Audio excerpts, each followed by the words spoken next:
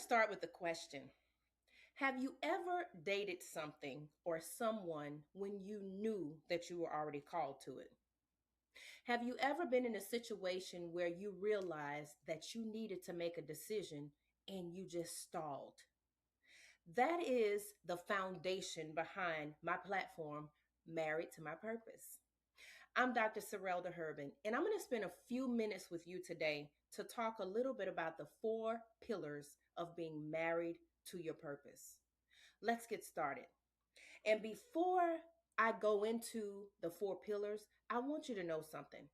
It's time for you to stop dating your purpose, and it's time for you to be married to the life you were created to live. Purpose is your forever partner. Now, let's first start with the first pillar, which is self awareness. No matter what we do, no matter where we go, we are going to go with ourselves. We can't leave ourselves at home. We can't leave ourselves in the car. We can't go in the grocery store by ourselves, right? We can't leave without our own identity. Our identity is following us everywhere we go. So if self awareness is that first pillar of being married to your purpose, we've got to know a few things. Who am I? And the question to you is, who are you? What matters to you? What makes you tick? What are those things that you like? And what are those things that you don't like? Your gifts, your plans, your passions. What keeps calling you? And most of all, what about your peace? What does peace look like when you are self aware? Well, I'll tell you. Peace looks like being comfortable, sometimes being uncomfortable. When I was getting my doctorate degree in strategic leadership and leadership coaching, my department head said something very important to me. She said, Sorelda, there is a difference between being unqualified and uncomfortable. You, my dear, are not unqualified. You're uncomfortable. Now that stuck with me. And it stuck with me because here I am, an active duty military officer, United States Army, go Army. And I'm here clearly uncomfortable with writing my dissertation, writing my capstone project, creating something that's going to add to intellectual property of strategic leadership and leadership coaching. And I'm 110% uncomfortable. Now, in my mind, I didn't think I was uncomfortable. I thought I was unqualified to do the work. And something inside of me, once my department head told me that, she said, you're not unqualified. You're uncomfortable. You are in the mecca of leadership training in the world. And you're showing up to me today uncomfortable, thinking that you're unqualified. So I say the same thing to you. Your peace lies in sometimes you being comfortable, being uncomfortable, not unqualified. So self awareness stems around knowing who you are, understanding what you carry, knowing what to do with what you carry, and then walking it out. So when we talk about your gifts, when we talk about the plans that you've come up with, when we talk about the passions that won't let you sleep at night, what keeps calling you? And that center of peace is knowing who you are. So when you're self aware, one of the things that I want you to remember is know it. Know you. Understand you. Because if you're going to be a coach, if you're going to be a professor, if you're going to be an executive leader, if you're going to be a presidential appointee, you've got to know yourself first. In order to be married or committed to anything that you do, you've got to be self aware. So let's move to the second pillar that I want to talk about today. I want you to say dating and courting your purpose. Dating and courting your purpose is one factor that I want you to think about. In a traditional relationship, when you're dating, you're trying things out. You're trying people out.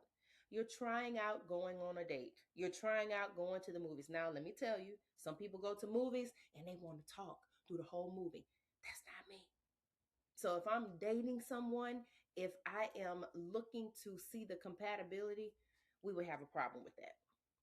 Absolutely have a problem with that because I want to hear every single detail. I want to try it out. I want to test it. I want to observe it. I want to process it. So when you are courting and dating your purpose, it's in like manner. Try things out. There are so many opportunities around us where you've got to try out those things that make you tick, try out those things that don't make you tick. Now, some of us think that everything makes us tick, which is the wrong attitude.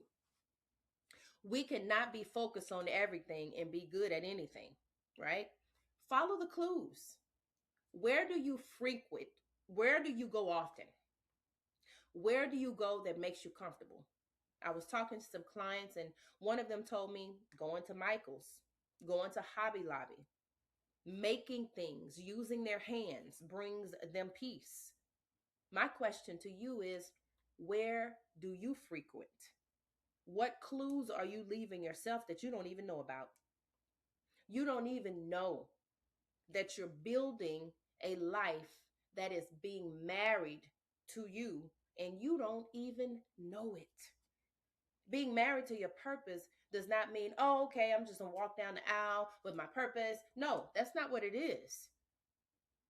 Dating and courting yourself, you've got to try out those things that fit. Learn what fits in your life. Movement creates clarity.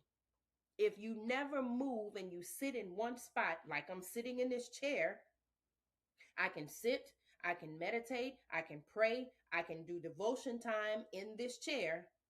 But if I don't take all of the things that I've sat in this chair to process, to activate, nothing will happen. Nothing. Okay? You don't need answers to everything up front.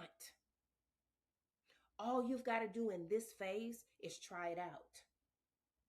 So we're moving from self awareness and knowing ourselves, and we're going into dating and courting our purpose, which is exploration. First, we're in the identification stage of knowing, and now we are exploring. So let me tell you a story. Understanding and dating myself was something that I never thought that I would need to do. Got married at the age of 25, had my first child at 27, was in the military active duty, and I found myself 23 years later divorced. Right before I thought my life was going to take a trajectory that would settle me in to the latter half of my life. But that didn't happen. At almost 50 years old, I was 48 years old. At almost 50 years old, I had to start life over. And guess what? I did. I learned in that moment that I was not married to a marriage. Okay? I thought my purpose was being married. And God told me, no, no. Your marriage is not your purpose. You made your marriage a purpose. You made your husband your God, and you forgot about me. He sent me into a 40-day fast. I came out of a 40-day fast, and God sent me right back in. He said, now go on another 40-day fast so you can cleanse yourself and remember who you are. You lost your identity in a marriage. Now, let me disclaim, there is absolutely nothing wrong with being married. Nothing. But in context, and the God that I serve doesn't want any other gods before him. Now, you remember I said earlier, God said, you made your marriage your purpose, you made your husband your God, and you forgot about me. Unbeknownst to me, I didn't know I was doing that. I'm an ordained elder. My ex-husband was a clergy as well.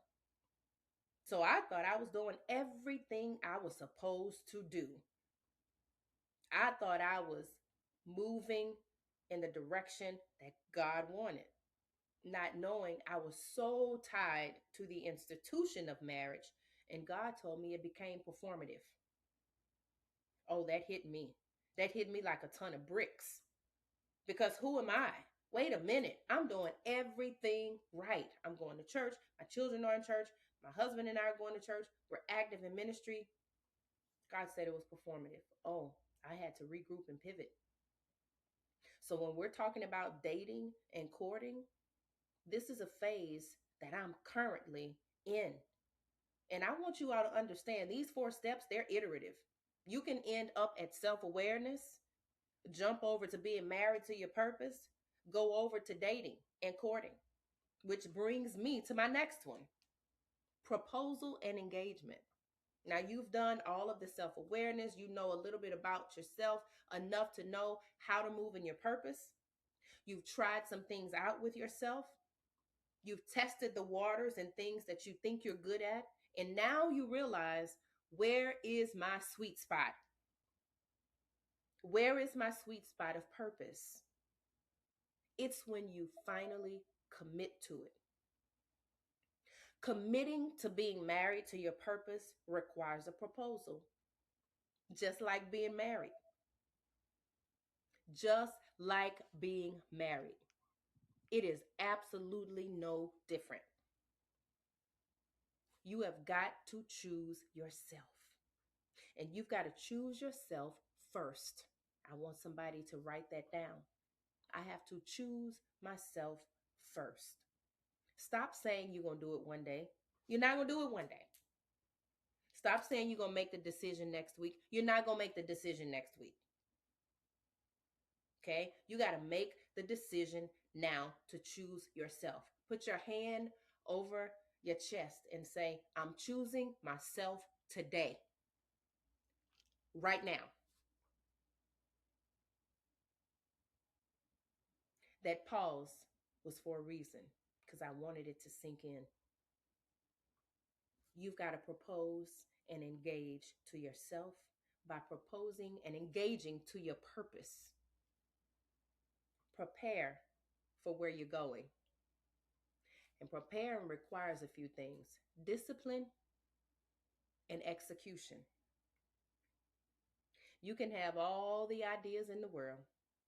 You can have all the vernaculars in the world. You can have all of the theatrics of how to speak and how to talk and how to walk in the room. It does not matter if you don't know who you are when you walk in that room. Now, I'm not saying you're going to always show up and know all the answers. We just talked about that when we're talking about dating our purpose, right? But now we're engaged and proposed to our purpose. We've moved beyond knowing it. We've moved beyond choosing it and exploring it. Now we're choosing it. We're choosing our purpose because we're proposing and we're engaging. We are locking in. Somebody say lock in.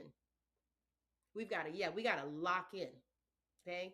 Give purpose your whole yes.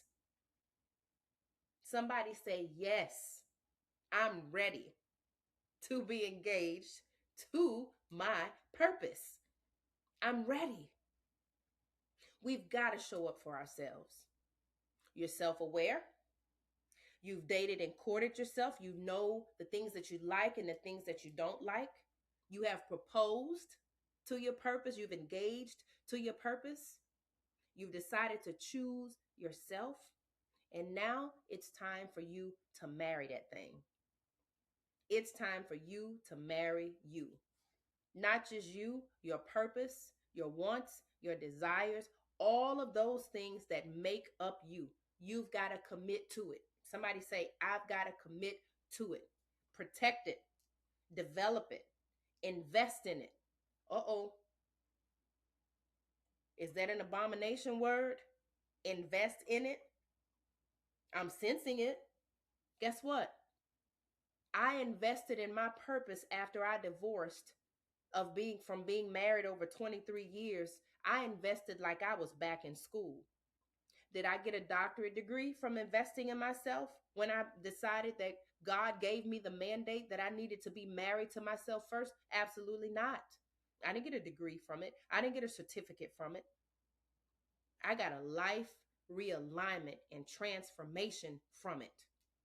If you want a certificate, if you want to be conferred, that's where you're conferred. In here, in here, and in your execution and discipline. You don't need a sheet of paper to validate you being married to your purpose.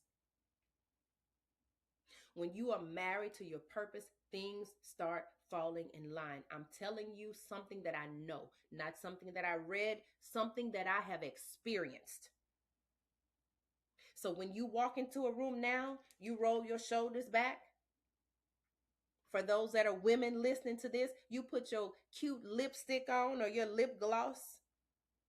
You put your face on. You don't have to have a face beat. You don't have to have a $300 makeup session. When you look good, you feel good. When you feel good, you execute well. And you lead, live, and love well. Okay? Guess what else?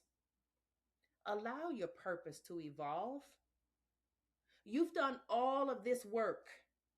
You've learned who you are. You've dated yourself so that you can try things out. You've proposed to yourself so that you can lock in to what you are called to do. You get to the step of marrying yourself. You're walking in that thing, and somebody comes from the side and sideswipes your mission, sideswipes you with a distraction. And now you think you're going back to ground zero? That's not how that works. You're going to put your shoulders back. You're going to walk in the room and you're going to do it again. Somebody say it's always okay to begin again. It's always okay to begin again. I never thought that I could begin again. I didn't even think I needed to begin again. Okay? Here's something else I want you all to tell me and say. You are not your circumstance. Some of you are listening to this and you're in some circumstances that seem absolutely impossible. You are not your circumstance, sis. You are not your circumstance, brother. You are not your circumstance. You don't have to waddle in it. You don't have to feel sorry for yourself. You don't have to have a pity party. You are not your circumstance. So when you get up and after you listen to this keynote, pull the messages that you need. Figure out where you are in the 4 pillars of being married to your purpose and understanding that purpose is your forever partner. Whether you ever get married to a person again, whether you ever date again, whether you decide to be celibate, whether you decide to be abstinent, you are married right here first. The one that you see in the mirror. Because you have to live with you forever. You have to live with you forever. And you should be happy to live with you forever. So allow that thing to evolve. I'm 50 years old. In 5 years, my purpose may not even look the same in the season that's going to be in 5 years. My season may look different. But my purpose is not going to change.